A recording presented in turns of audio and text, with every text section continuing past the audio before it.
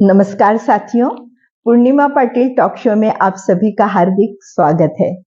आज मैं आपको एक ऐसी शख्सियत से मिलवाने जा रही हूँ जो कि वाइल्ड लाइफ में बहुत ही जाना पहचाना नाम है, अनिरुद्ध चाव जी। श्री अनिरुद्ध चाव जी एक इंडियन वाइल्ड लाइफर हैं, नेचुरलिस्ट हैं, इकोलॉजिस्ट हैं और कई अच्छी अच्छी किताबों के ऑथर हैं, बर्ड वॉचर हैं, ट्रेकर हैं, स्क्यूबा डाइवर हैं और महाराष्ट्र फॉरेस्ट डिपार्टमेंट में तो उन्होंने बहुत काम किया है। क्या ताडोबा, क्या मेलघाट, सभी में उनके काम चलते हैं। और साथ ही वो दो ऐसे फाउंडेशन हैं, एक तो है रान मांगली उमरेड के पास, यानी नागपुर से उमरेड और वहां से रान मांगली। वहां यदि जाएंगे तो उनका जो एक बहुत ही अच्छा फाउंडेशन, जहां पर वो इतना अच्छा कार्य कर रहे हैं, गांव के बच्चों से लेकर बड़ों तक, और कई पढ़े लिखे लोग भी उससे जुड़े हुए हैं और बहुत अच्छा कार्य कर रहे हैं और बहुत करियर ओरिएंटेड कार्य भी वहां चल रहे हैं। लोग यदि चाहें तो छोटी उम्र से लेकर बड़ी उम्र के लोग भी यदि उस फाउंडेशन से जुड़ते हैं तो शायद उन्हें बहुत कुछ काम वहां मिल सकता है। और मैं तो बोलूंगी कि मदरलैंड के लिए कार्य करने का एक हमें अवसर मिलता है। और साथ ही कंजर्वेशन को लेके वो इकोलॉजिस्ट है, तो बहुत सारे तरह तरह के कार्य उनके चल रहे हैं। उन्होंने जंगल में घूमते हुए और कई तरह की विषयों को लेकर डॉक्यूमेंट्रीज और वीडियोस बनाए हैं। गूगल पे यदि हम उनका नाम अनिरुद्ध चाव जी वाइल्ड लाइफ लिखेंगे तो इतना ज्यादा हमें उनके बारे में जानकारी मिलेगी और साथ में बहुत ही अच्छा वाइल्ड लाइफ को पहचानने का, जानने का हमें मौका भी मिलेगा। तो हम सब क्यों ना मदरलैंड के साथ जुड़कर कुछ कार्य करें, छोटे मोटे। हम घर में बैठे तो भी हम कुछ कर सकते हैं। हम स्कूल, कॉलेज, ऑफिस जहां भी हैं, हम क्या कुछ मदरलैंड के लिए कर सकते हैं।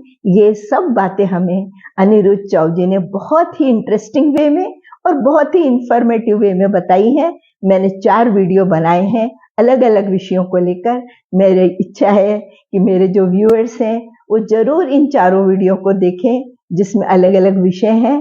तो चलिए अब मैं आपको मिलवाती हूँ अनिरुद्ध चाव जी से। धन्यवाद। नमस्ते। टिप्स चाहेंगे आपके कि जैसे कोई गृहिणी है, जो हाउस मेकर है, जो घर की महिलाएं हैं, या हमारे जो बच्चे वगैरह, सभी को एक आदत हो जाए कि वो कचरे के डब्बे में हर चीज को डालें। उसके बाद आप बताइए कि कैसे खाद वाद देने, थोड़ा सा मोटे मोटे तौर पे बताइए। इसके बाजू वाला जो कमरा है जी, वो मेरा बेडरूम है। अच्छा। और जो वरांडा है बेडरूम के बाहर, हाँ हाँ, मेरा एक नीला ड्रम है। अच्छा, बड़ा ड्रम है जी।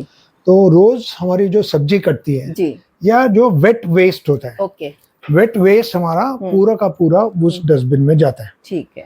पिछले 20-25 सालों से वही हो रहा है। अच्छा, हमारे घर में से वेट वेस्ट गार्बेज में नहीं जाता नहीं जाता है। रॉकेट साइंस की कोई जरूरत नहीं है। बिल्कुल सिंपल सा डब्बा हो, उसको नीचे होल्स हो, जो एक्सेस पानी जहाँ से ड्रेन आउट हो जाए, और ड्रेन नाली के बाजू में हो, अच्छा, वहां से पानी निकल जाए। ये जो रखेंगे हम, वो एक तो बाजार में मिल ही जाता है जो हम लाके रख सकते हैं, बट यदि लोग वो सब लाना न चाहें तो प्लास्टिक का हो, प्लास्टिक की बकेट लो, कोई ड्रम हो, सब चलेगा। बिल्कुल चलेगा।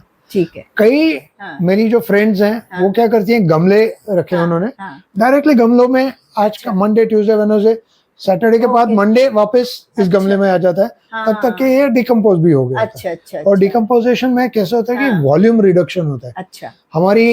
मेरी एक बड़ी इंस्पिरेशन लताताई श्रीखंडे, अच्छा, पूना में, अच्छा, कंचन गली में रहती है। अच्छा। तो उनका फ्लैट जो है वो 5th फ्लोर पे था। अच्छा।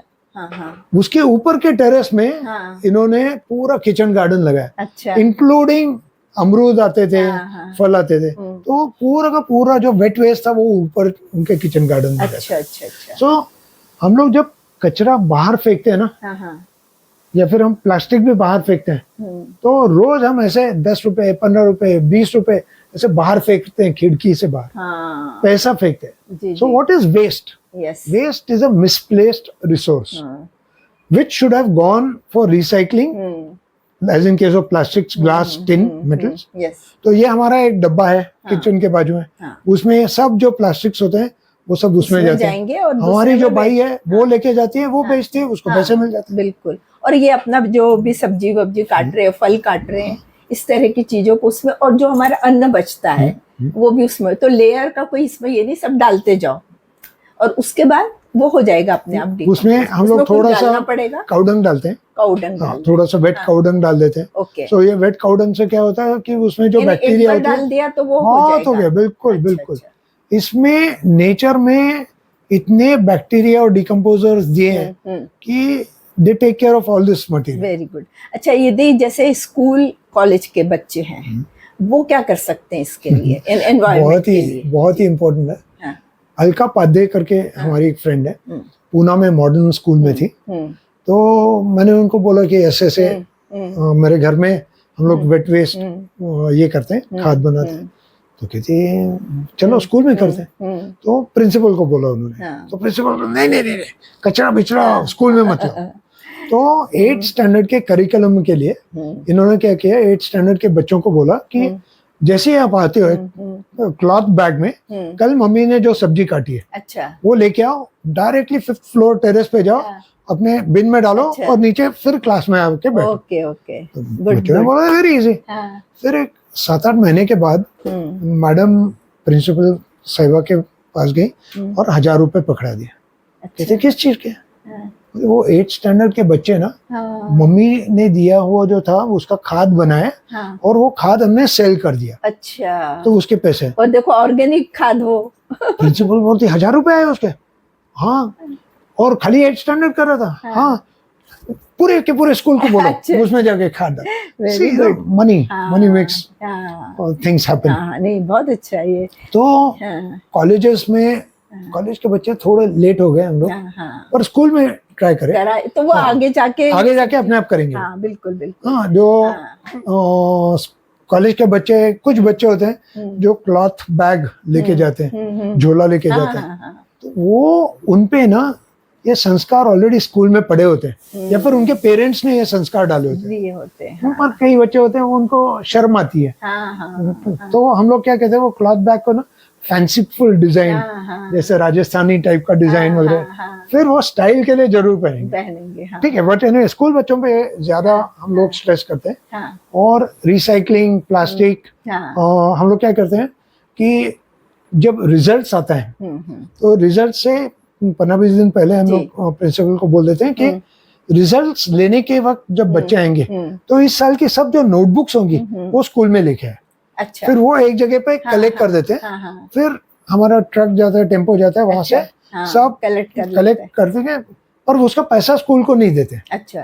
फिर वो जो रद्दी वाला जो खरीदता है वो पैसा हम देते हैं नर्सरी वाले को। ओके। तो नर्सरी वाला फिर प्लांट्स गमले में या फिर अच्छे वो स्कूल को देते हैं। अरे वाह, वेरी गुड। तो school has not paid for it, but school got plants. Nursery वाला got money, his plants got sold. यानी स्कूल में गार्डन लग जाता है। एग्जैक्टली। और वो रैक पिकर को भी उसका ये मिल जाता है, पेपर मिल जाता है। सो इस टाइप के मूवमेंट्स, ये बात आप बहुत अच्छी बता रहे हैं, बाकी भी लोग फॉलो कर सकते हैं इस चीज को। रॉकेट साइंस नहीं है। बिल्कुल बिल्कुल। और पैसे भी नहीं लगते। जी जी जी, that is the best part. बिल्कुल बिल्कुल।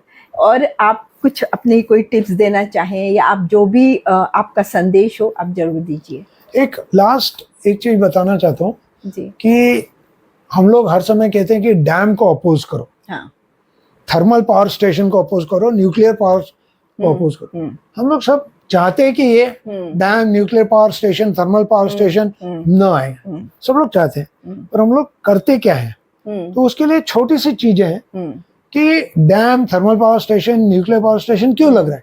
क्योंकि हमारी इलेक्ट्रिसिटी डिमांड बढ़ रही है। अगर हमारे छत पे एक सोलर पैनल लग जाए जो इलेक्ट्रिसिटी जनरेट करता है, उससे भी ज्यादा जो पानी गर्म करता है, तो आपको गीजर की जरूरत नहीं पड़ेगी। बिल्कुल बिल्कुल। सो इसमें क्या है ना कि the main concept I want to give you all today is clean environment, I too can make a difference. और आज जो बिगेस्ट प्रॉब्लम है, हम लोग सोचते हैं कि एनवायरमेंटल इशू प्रॉब्लम इतना बड़ा हो गया कि हम लोग कुछ कर नहीं सकते। That is where the fault is.